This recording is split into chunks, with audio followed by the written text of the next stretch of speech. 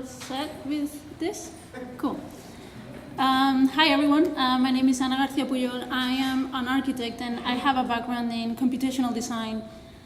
In fact, I used to work for Core Studio with these guys, and this morning Jonathan mentioned how the company had these R&D projects that people could apply for and get to work on ideas that did not exist before. That's how I got started with virtual reality, so I have to say I'm very thankful to the whole team and the company because I got my hands dirty almost 3 years ago. I am now the Director of User Experience and Integration at Iris VR, and today I'm going to talk to you about what we're doing there to provide you with tools and workflows for collaboration in architecture, engineering, and construction using virtual reality. So to start, I'd like to tell you a little bit about us. We are a startup. We're based here in New York City. We are now 22 employees, out of which a third or so have a background in architecture or design. We take huge amounts of coffee to make sure that we meet our deadlines. And we have now a little bit over 40,000 users across the world. I have divided this presentation into 3 parts. So this first part, I will cover why virtual reality is relevant in the AEC industry. And so to start, here's a timeline of how technology has evolved for us in AEC. So in the 1400s, Brunelleschi demonstrated the principles of linear perspective, followed by Alberti and Da Vinci. And then in the 50s, like a lot later, the drafting workshops became common practice, where a lot of people would spend really large amounts of time developing sections, drawings, details. And only in the 80s, CAD was introduced. So with computer-aided design, we could model 3D objects using a computer, and the space shuttle was possible. A little bit later on, computational design was born, and so very complex buildings such as the Guggenheim Museum in Bilbao by Getty were made possible. Only in the early 2000s, we got building information modeling. So now we can embed large amounts of data into our projects and every single element that composes that project. Yet we have this amazing technology. We all agree on that. And all of them do things well in a different way, like Brian and Andrew were mentioning earlier today. Yet, in a typical conversation, you have a creator, a designer, architect, engineer, contractor, that has a very clear idea in their mind about how something will feel like, something will look like, but there's another person that is in that conversation that has no clue really what's going on, even if they're using a scale model like what you see here. But most commonly, you're using 2D drawings that don't communicate the design intent, and so the communication is flawed. There's someone that is left with many questions, and that leads to many errors. And this doesn't only happen at the design level phase; it also happens on construction. So this is an amazing piece of work, what you see here. So on the construction side, somebody will not go ahead and ask the right questions and go ahead and build based on their intuition. This is very expensive. And as Frank Lloyd Wright put it, you can use an eraser on the drafting table or a sledgehammer on the construction site. We think that with virtual reality and 3D models, which is what we do today, we can catch these errors early on. And so to illustrate that, I have brought these examples, and I'm gonna let them sink in. I think the picture on the bottom right had some title called Stairways to Hogwarts. The thing is that I think those never moved, so they were leading nowhere.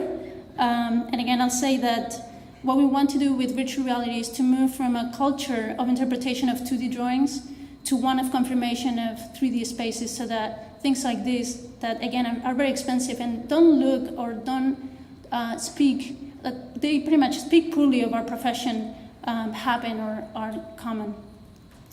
And while we do that with virtual reality, we also want to change what the day-to-day work of many professionals is like in our industry. So this is how it currently goes. There's a first phase of conceptualization, so ideas are discussed in a team, Then that team spends quite some time developing 3D models and 2D drawings out of those 3D models. Very long hours are spent doing a lot of manual work.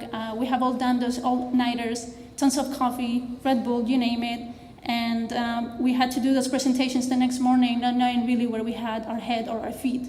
So the frustration also comes from the fact that you're developing these amazing ideas that are three-dimensional, and then you're showing them on a 2D screen, and a lot is lost. And then this just goes on repeat.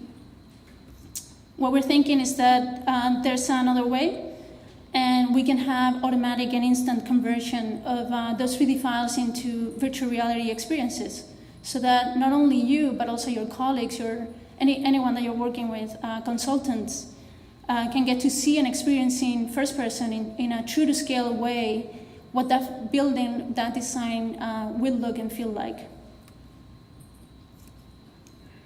So here I wanted to illustrate something that we find very important. This is from Mortensen Construction.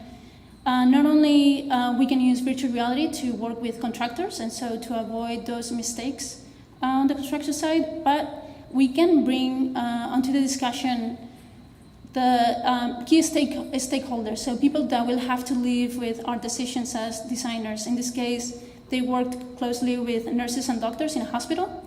So let's imagine like a mistake in one hospital room is very costly and it's inconvenient, but it's not the end of the world.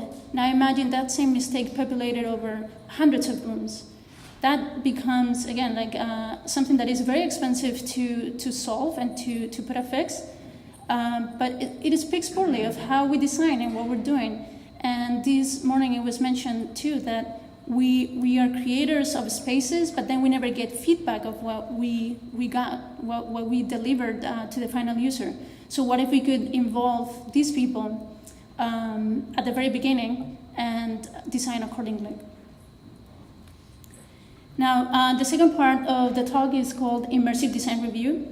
And Immersive Design Review is using the traditional design review with the addition of immersive technologies such as virtual reality, so that communication becomes intuitive and easy, and so the design intent is clear to the other people involved. To do that, we've created Prospect. That's the name of our desktop platform. And it integrates seamlessly with the major authoring tools like Revit, SketchUp, Rhino, Grasshopper, and OBJ.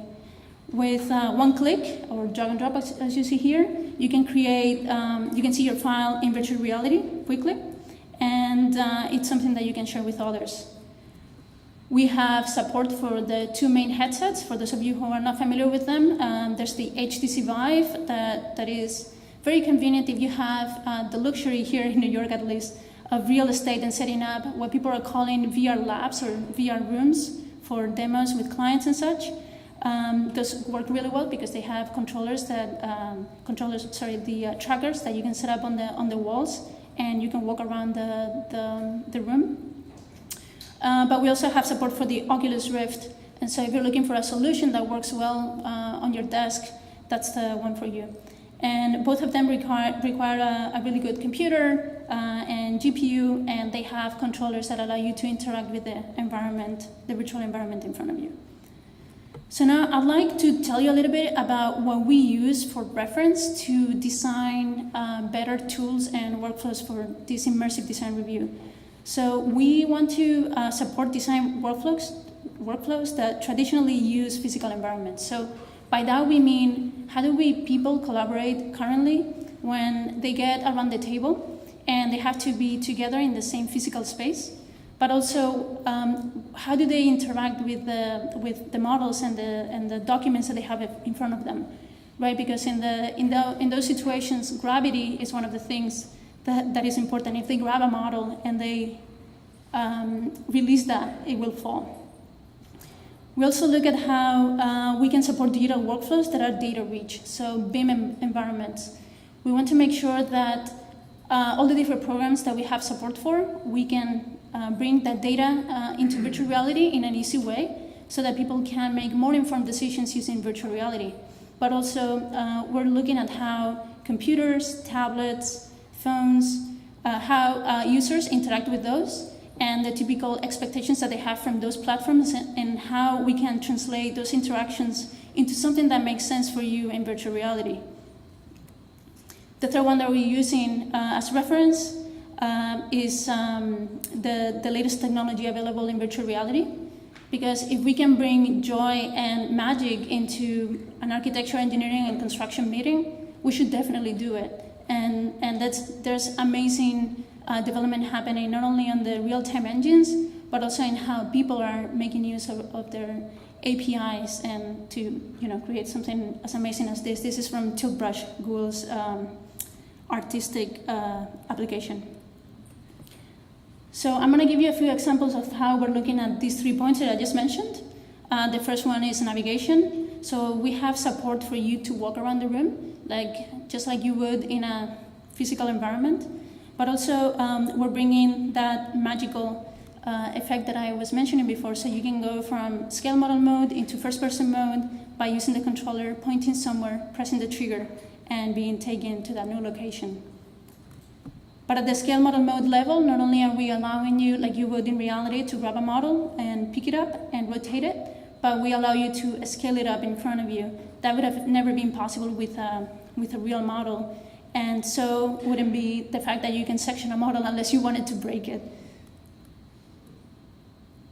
And in terms of simulations, the files are geolocated in the original programs that you use, Revit, Rhino, and SketchUp.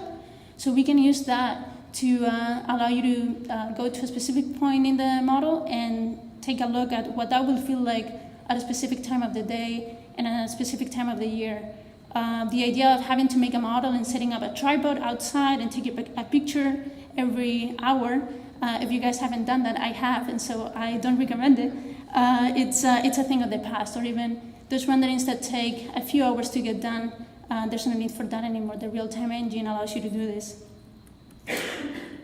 And in general, I like to think of architects as storytellers with a bigger goal than getting something built.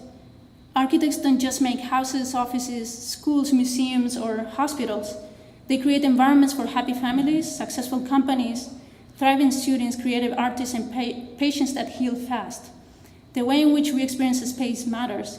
And so that's the story behind each key viewpoint, which has been carefully crafted. We have support for those moments by reading data from Rhino, Revit, and SketchUp. And so when you're in virtual reality, you can go through those and find a point in the model that is important to you, or you can walk somebody else through that process so that they get to see the building the way it's meant to be experienced in first person and before it gets built.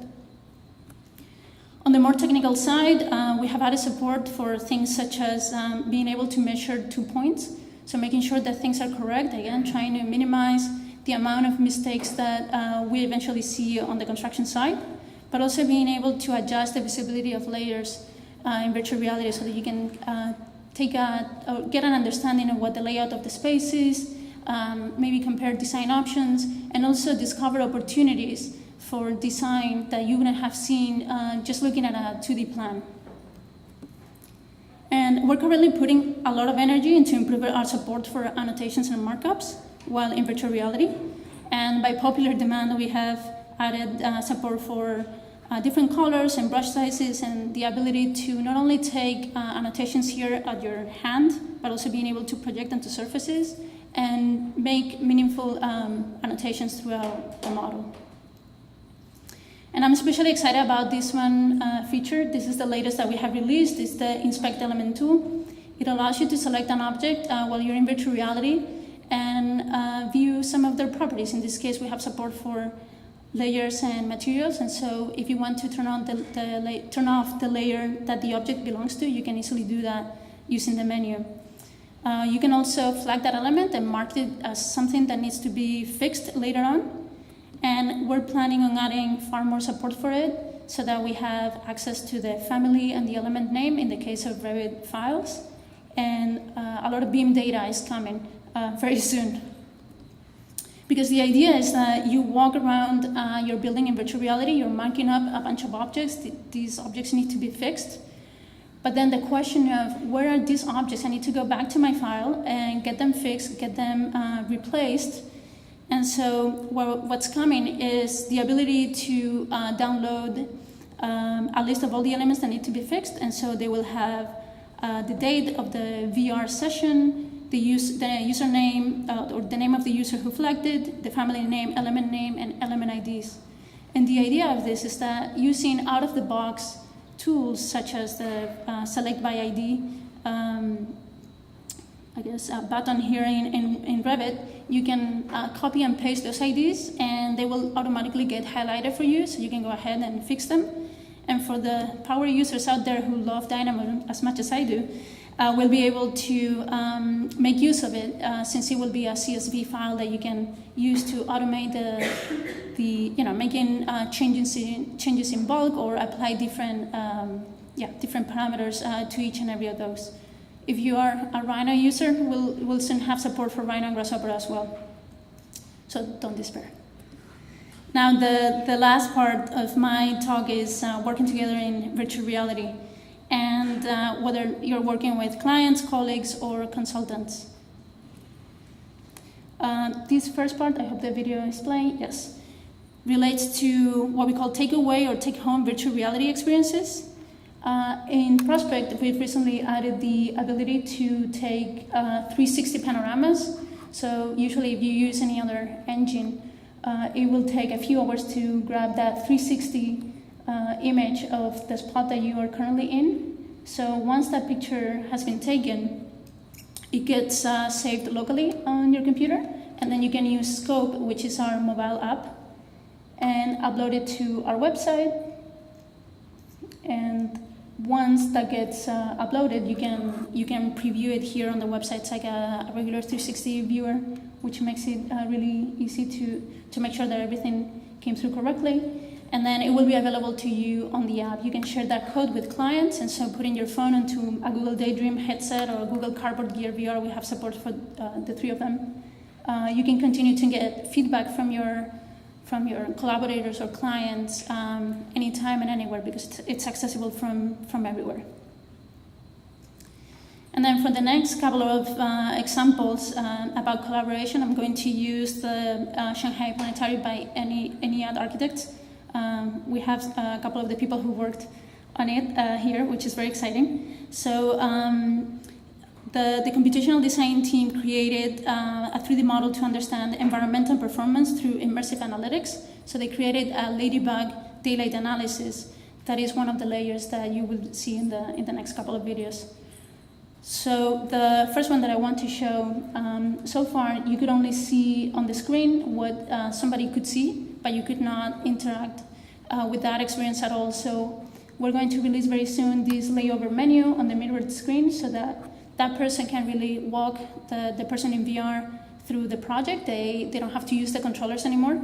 So the ability to really tell the story of the building, to show that daylight analysis, to get a closer look at, like taking the other person through the important moments in the project becomes really easy. So most of the operations that you could do directly yourself in VR will be available to you through the menu that you see on the right side. And then this is the third example that I wanted to bring, and this is really exciting. You're getting the first sneak peek into multi-user. And so we're going to be able to have everybody around the table, like I was showing at the beginning with the physical model. You can section that model. You can have up to 12 people in virtual reality together, and they can be anywhere in the world. And yeah, join the conversation about that building. They can hear each other.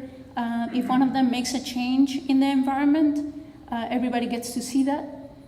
They can, point at different objects in the model, have a conversation about what needs to be fixed. They can navigate with each other together. And so the ability to share that environment is key to fully understand what's happening. And again, like being able to select objects, seeing all those properties, so more and more that's going to be available to you. Here one of my colleagues is drawing something, so yeah, everybody can see that. And yeah, that's what it looked like in VR. So yeah, just to finish, I wanted to tell you about the benefits of using virtual reality in architecture, engineering, and construction. And so the first one is obvious, but you can share an experience and build spaces before breaking ground. This helps our users develop trust and win projects. They can share their portfolio without having to take their clients through or to a site and show them something that has already been built that might be across the world. It allows to save time by streamlining project review and receiving actionable feedback. So what I was showing before, the idea that you can walk out of a VR session with a list of elements that need to be fixed, who made those changes, you can add notes, and being able to make the right decisions and faster. QA and QC is made visual, intuitive, and easy. There is zero abstraction in this means of communication because everybody's seeing the same thing. There's no interpretation of drawings. And then communication is clear across teams. We can get it right the first time around. So I've tried to show you today how virtual reality can support the AEC industry from schematic design all the way into construction. And immersive computing and particularly VR can definitely bring us closer together. It can empower us to collaborate more efficiently on increasingly complex projects that were once not possible. I really can't wait to see what we build next with technologies such as these and what's to come with augmented reality. Thank you.